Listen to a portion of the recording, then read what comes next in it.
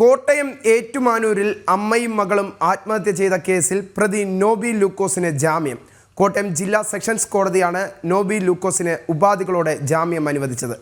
28 ദിവസത്തിന് ശേഷമാണ് നോബി ജയിലിൽ നിന്ന് പുറത്തിറങ്ങുന്നത്.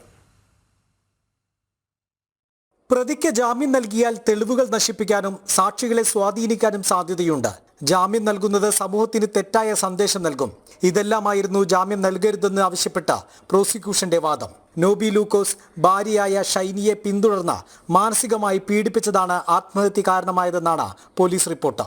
എന്നാൽ കേസിൽ നോബിയുടെ പങ്ക് തെളിയിക്കുന്ന ഒരു തെളിവും കണ്ടെത്താൻ പോലീസിന് കഴിഞ്ഞിട്ടില്ലെന്നായിരുന്നു പ്രതിഭാഗത്തിന്റെ വാദം. നോബിയുടെ ജാമ്യാപേക്ഷയെ എതിർത്ത് ഷൈനിയുടെ അച്ഛൻ കുര്യാക്കോസും ഹർജി നൽകിയിരുന്നു.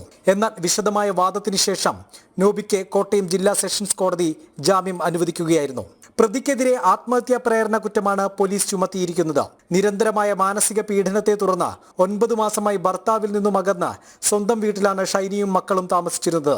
ഫെബ്രുവരി 28-ന് ഏറ്റുമാനൂർ റെയിൽവേ സ്റ്റേഷന് സമീപം പാറോലിക്കൽ വെച്ചാണ് ഷൈനിയും മക്കളായ അലീനയും ഇവാനയും ട്രെയിനിന് മുന്നിൽ ചാടി മരിച്ചത്. കോട്ടയം നിലമ്പൂർ എക്സ്പ്രസ് ഇടിച്ചാണ് മൂവരും മരിച്ചത്. ആത്മഹത്യ ചെയ്യുന്നതിന് തലേന്നും നോബി ഫോണിലൂടെ മാനസിക പീഡനം തുടർന്നതായും പോലീസ് റിപ്പോർട്ടിലുണ്ട്. ഏറ്റുമാനൂർ കുടുംബ കോടതിയിൽ ഡിവോഴ്സ് കേസ് നടക്കുന്നതിനിടെയാണ് ഷൈനിയുടെയും മക്കളുടെയും ആത്മഹത്യ. കുടുംബപരമായ പ്രശ്നങ്ങളും ജോലി ലഭിക്കാത്തതും സാമ്പത്തിക പ്രശ്നങ്ങളും ഷൈനിക്കുണ്ടായിരുന്നതായാണ് കണ്ടെത്തൽ. ജനം, കോട്ടയം.